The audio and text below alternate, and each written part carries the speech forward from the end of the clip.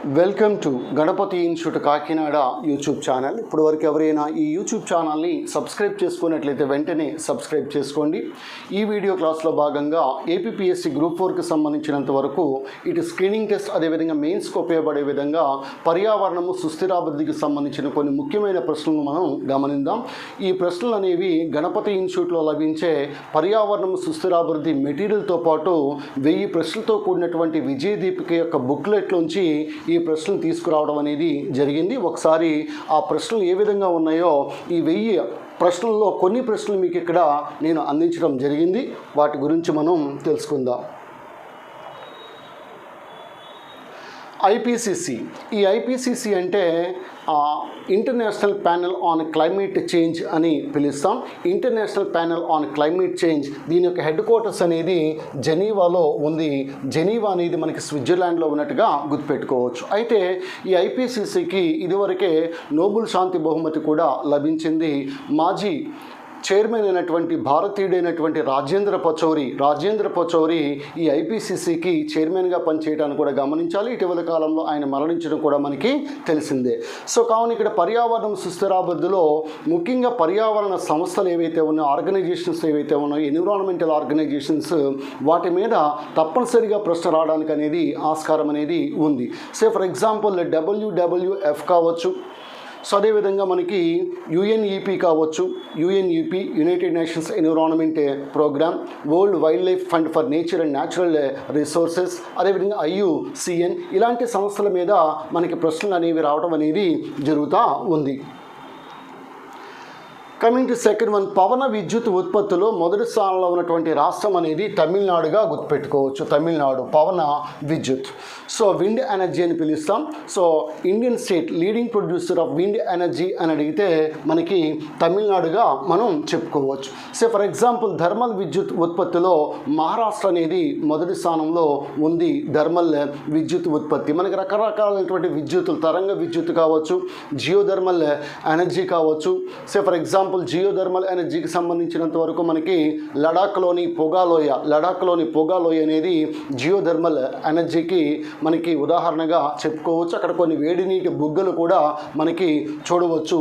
ఈ రకంగా మనకి ఈ పర్యావరణానికి సంబంధించి ఈ విద్యుత్, సే ఫర్ ఎగ్జాంపుల్ మనం సౌరశక్తి తీసుకోండి. కాషాయ విప్లవం సౌర విద్యుత్ ఉత్పత్తికి సంబంధించింది.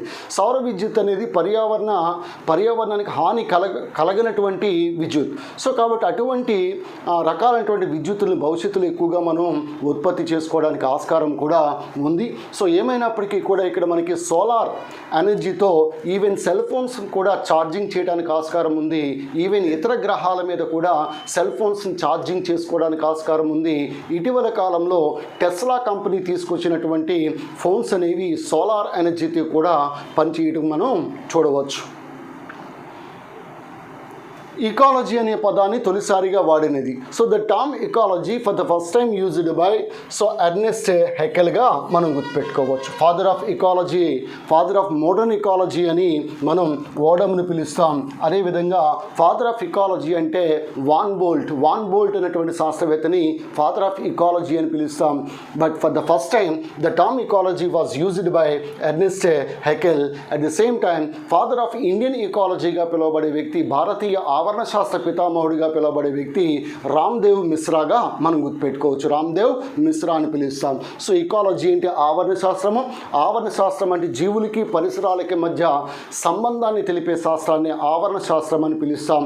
It is the relationship between the organisms and their surroundings, so which is called as ecology. Ecological పిరమిడ్లు అనే భావనను ప్రవేశపెట్టినది. The concept of ecological pyramids was given by Charles Elton.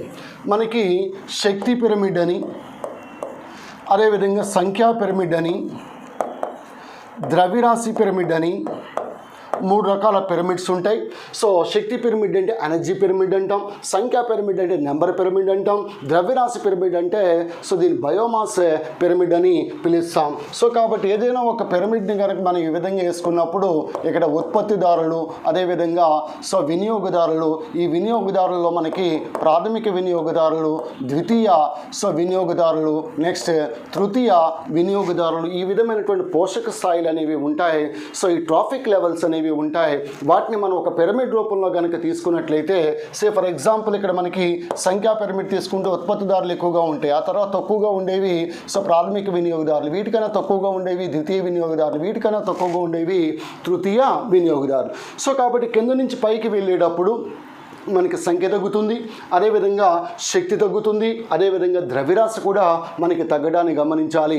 ఈ రకంగా ఈ శక్తిని, సంఖ్యను, ద్రవ్యరాశిని పిరమిడ్ రూపంలో కనుక సూచించుకున్నట్లయితే వీటిని మనం ఎకలాజికల్ పిరమిడ్లు అంటాం. ఈ కాన్సెప్ట్ని తీసుకొచ్చింది మనకి చార్లెస్ ఎల్టన్గా గుర్తుపెట్టుకోవాలి. But the concept of ecosystem, ఈ ఇకోసిస్టమ్ ఆవరణ వ్యవస్థ అనే పదాన్ని ప్రవేశపెట్టింది ఎవరంటే ఈ ఏజీ టాన్సలేగా మనం గుర్తుపెట్టుకోవచ్చు. ఆవరణ వ్యవస్థ అనే భావనను ప్రవేశపెట్టింది ఇప్పుడే చెప్పాను. The concept of ecological ecosystem was given by A G Tansley. ఆవరణ వ్యవస్థ అంటే ఇకోసిస్టమ్ అని పిలుస్తాం. Ecosystem equal to biotic factors plus abiotic factors. అంటే ఇక్కడ జీవకారకాలు, నిర్జీవ కారకాలు. జీవకారకాలు అంటే ఉత్పత్తిదారులు, వినియోగదారులు, విచ్ఛిన్నకారులు అంటాం. Producers, consumers, decomposers. నిర్జీవ కారకాలంటే అది గాలి కావచ్చు, లేకపోతే కాంతి కావచ్చు, లేకపోతే ఉష్ణోగ్రత కావచ్చు, నేల కావచ్చు, సూర్యరశ్మి. ఈ రకంగా మనకి వీటిని అబయోటిక్ ఫ్యాక్టర్స్ అంటాం. ఈ రెండు కలిపితే మనకి ఈకోసిస్టమ్ అనేది వస్తుంది, ఆవరణ వ్యవస్థ వస్తుంది. సమాజ జీవావరణ శాస్త్రము, ఇక్కడ మనకి రెండు రకాలైనటువంటి జీవావరణ శాస్త్రాలు ఉన్నాయి. ఒకటి అటికాలజీ అని పిలుస్తాం, అటికాలజీ. రెండు సినికాలజీ అని పిలుస్తాం. అటికాలజీ అంటే జాతి జీవావరణ శాస్త్రం, ఒక జాతికి మరియు పర్యావరణానికి మధ్య ఉన్న సంబంధం అటికాలజీ. అలా కాకుండా సినికాలజీ ఒక సమాజానికి, ఒక కమ్యూనిటీకి, పరిసరాలకి మధ్య ఉన్న సంబంధము సినికాలజీ. ఇక్కడ సినికాలజీ అంటే సమాజ జీవావరణ శాస్త్రం అంటాం. అటికాలజీ అంటే జాతి జీవావరణ శాస్త్రము అని పిలుస్తాం. ఆంకాలజీ అంటే క్యాన్సర్ అధ్యయనము. టెరటాలజీ అంటే జనరల్గా మనకి పిండంలో కలిగే కొన్ని అసాధారణమైనటువంటి మార్పులు ఉంటాయి, వాటి యొక్క అధ్యయనాన్ని టెరటాలజీ అంటాం. అన్ని రకాల జీవ సమాజాలు కలిసి ఆల్ టైప్స్ ఆఫ్ కమ్యూనిటీస్, ఈ అన్ని రకాల జీవ సమాజాలు కలిపి మనకి బయోమ్ అనేది ఏర్పడుతుంది. అన్ని బయోములు కలిసి మనకి బయోస్ఫియర్ అనేది ఏర్పడుతుంది. జాతులన్నీ కలిసి మనకి ఒకే రకానికి చెందినటువంటి, ఒకే జాతికి చెందినటువంటి జీవుల యొక్క సముదాయాన్ని మనం జనాభా అని పిలుస్తాం. జనాభా. ఇలాంటి జనాభాలు కలిసి మనకి సమాజం ఏర్పడుతుంది. అనేక సమాజాలు కలిసి మనకి బయోమ్ ఏర్పడుతుంది. అనేక బయోములు కలిసి మనకి బయోస్ఫియర్ అనేది ఏర్పడుతుంది. ఇక ఇకోటోన్ అంటే మనకి రెండు ఆవరణ వ్యవస్థలు తీసుకుంటాం. ఇదొక ఆవరణ వ్యవస్థ, ఇదొక ఆవరణ వ్యవస్థ. నెమ్మదిగా ఏమవుతుందని అడిగితే ఇక్కడ మధ్యలో ఒక పరివర్తన ఆవరణ వ్యవస్థ అనేది ఏర్పడుతుంది. భవిష్యత్తులో ఇది మరొక రకమైనటువంటి ఆవరణ వ్యవస్థగా మారడానికి ఆస్కారం ఉంటుంది. రెండు ఆవరణ వ్యవస్థల మధ్య ఉన్నటువంటి ఒక పరివర్తన ఆవరణ వ్యవస్థనే మనం ఈ ఇకోటోన్ అని పిలుస్తాం. భవిష్యత్తులో ఇకోటోన్ మరొక కొత్త ఆవరణ వ్యవస్థగా ఏర్పడడానికి ఆస్కారం అనేది ఉంది. వర్గీకరణలో ప్రాథమికమైనటువంటి ప్రమాణం. The fundamental unit of the classification ఏంటని అడిగితే ఇక్కడ జాతి అని పిలుస్తాం. ఈ జాతి అనే పదాన్ని ప్రవేశపెట్టింది జాన్ రే అనేటువంటి శాస్త్రవేత్త. కాబట్టి ఒకే లక్షణాలు కలిగి ఉండి తమలో తాము ప్రత్యుత్పత్తి జరుపుకుంటూ ఫలవంతమైన సంతానాన్ని ఉత్పత్తి చేసే ఒకే రకమైనటువంటి జీవుల సముదాయాన్ని జాతి అని పిలుస్తాం, స్పీషీస్ అని పిలుస్తాం. అటువంటి జాతి అనే పదాన్ని ప్రవేశపెట్టింది జాన్ రే అని పిలుస్తాం. అలాగే డార్విన్ ప్రకృతి వలన సిద్ధాంత పితామహుడు, పరిణామ శాస్త్ర పితామహుడు, ఫాదర్ ఆఫ్ ఎవల్యూషన్ అంటాం డార్విన్. ఈయన రాసినటువంటి గ్రంథం అనేది జాతుల ఉత్పత్తి అయినటువంటి గ్రంథాన్ని, ఆరిజిన్ ఆఫ్ స్పీషీస్ అనే గ్రంథము, ద డీసెంట్ ఆఫ్ మ్యాన్ అనేటువంటి గ్రంథము, అదేవిధంగా పర్యావరణ సిద్ధాంతము, థియరీ ఆఫ్ న్యాచురల్ సెలెక్షన్ కూడా ప్రవేశపెట్టింది డార్విన్. అదేవిధంగా బయాలజీ అనే పదాన్ని ప్రవేశపెట్టింది లామార్క్. ఉపయుక్త నిరుపయుక్త సూత్రాన్ని కూడా ప్రవేశపెట్టింది. యూజ్ అండ్ డిస్యూజ్ ప్రిన్సిపల్ కూడా మనం లామార్క్గా చెప్పుకోవచ్చు. కాబట్టి వర్గీకరణలో ప్రాథమికమైనటువంటి ప్రమాణం ఏదని అడిగితే జాతి అని పిలుస్తాం. జాతి అనే పదాన్ని ప్రవేశపెట్టింది జాన్ రే. లినియస్ వర్గీకరణ శాస్త్ర పితామహుడు, ఫాదర్ ఆఫ్ టాక్సానమీ అని పిలుస్తాం జాన్ రే.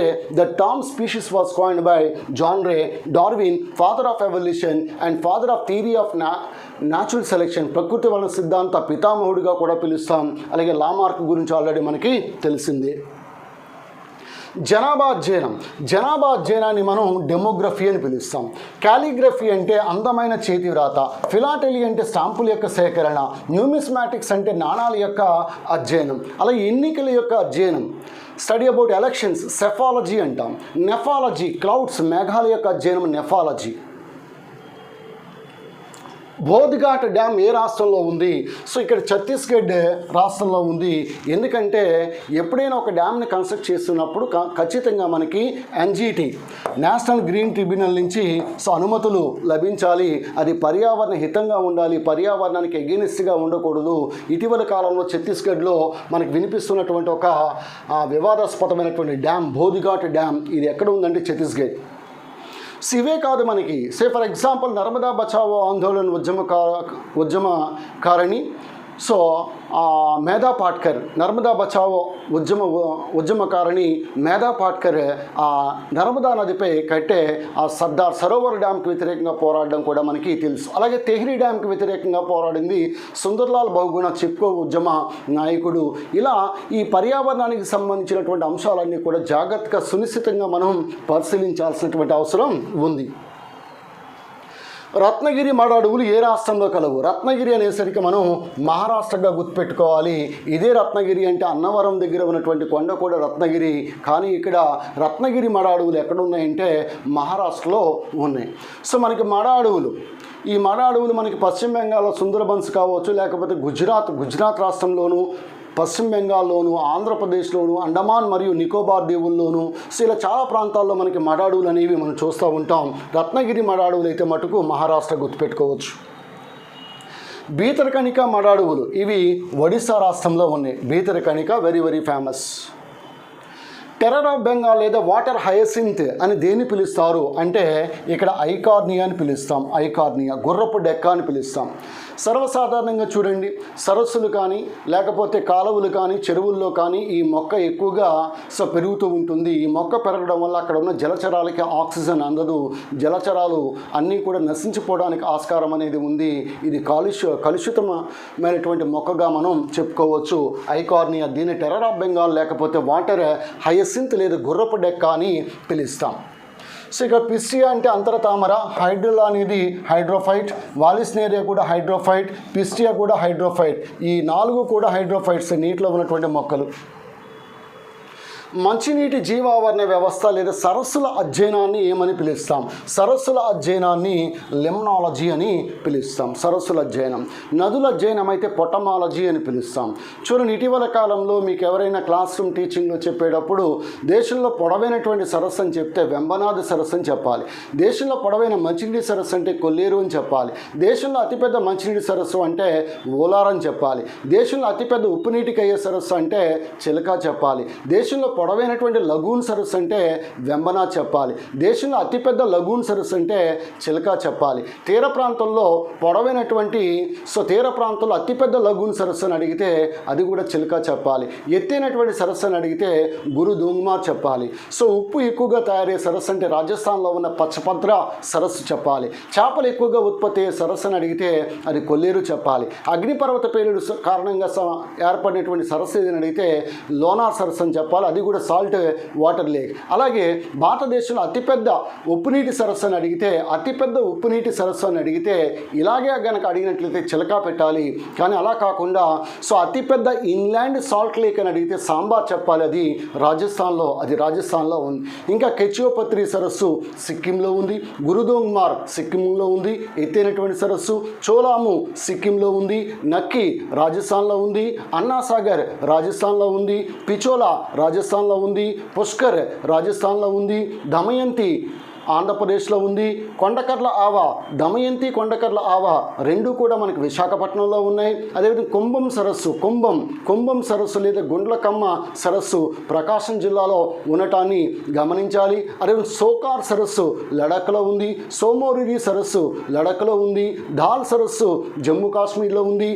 ఓలార్ సరస్సు జమ్మూ కాశ్మీర్లో ఉంది. రేణుకా సరస్సు హిమాచల్ ప్రదేశ్లో ఉంది. భీమ్టాల్ సరస్సు ఉత్తరాఖండ్లో ఉంది. సుఖ్నా సరస్సు చండీగఢ్లో ఉంది, గార్వాల్ సరస్సు ఉత్తరాఖండ్లో ఉంది, దేవతల సరస్సు ఉత్తరాఖండ్లో ఉంది. సో ఈ రకంగా మనకి చెప్పుకొని పోతే సో రకరకాలైనటువంటి సరస్సులు. సూర్ సరోవర్ ఉత్తరప్రదేశ్, దాన్ని కీతం లేక్ అని పిలుస్తాం. అలాగే మనకి ఉస్మాన్ సాగర్ హైదరాబాద్, హుస్సేన్ సాగర్ హైదరాబాద్, దుర్గం చెరువు అది కూడా హైదరాబాద్. సో ఇలా రకరకాలైనటువంటి సరస్సులు ఉన్నాయి. నాకు తెలిసి దగ్గర ఒక 100 సరస్సులు యొక్క పేర్లు సో నాకైతే తెలుసు. కానీ but examination point of view most important lakes కూడా మీరు జాగ్రత్తగా చదువుకోవాలి. ఇప్పుడు నేను చెప్పే సరస్సుల యొక్క సమాచారం అంతా కూడా the one and only Ganapati institute యొక్క మెటీరియల్ తప్ప మరి ఎక్కడా కూడా మీకు లభించదు. కావాల్సి ఉంటే మీరు ఒకసారి చెక్ చేసుకోవచ్చు కూడా. సో సరస్సుల యొక్క అధ్యయనాన్ని లిమ్నాలజీ అని పిలుస్తాం.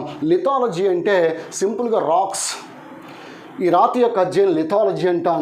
సెలినాలజీ చంద్రుని యొక్క అధ్యయనం, పొటమాలజీ అంటే నదుల యొక్క అధ్యయనం. సో ఇది మనకి గణపతి ఇన్స్టిట్యూట్ యొక్క పర్యావరణము సుస్థిరాభివృద్ధి విజయ దీపికలో 1000 క్వశ్చన్స్లో కొన్ని క్వశ్చన్స్ మీకు పరిచయం చేయడం జరిగింది.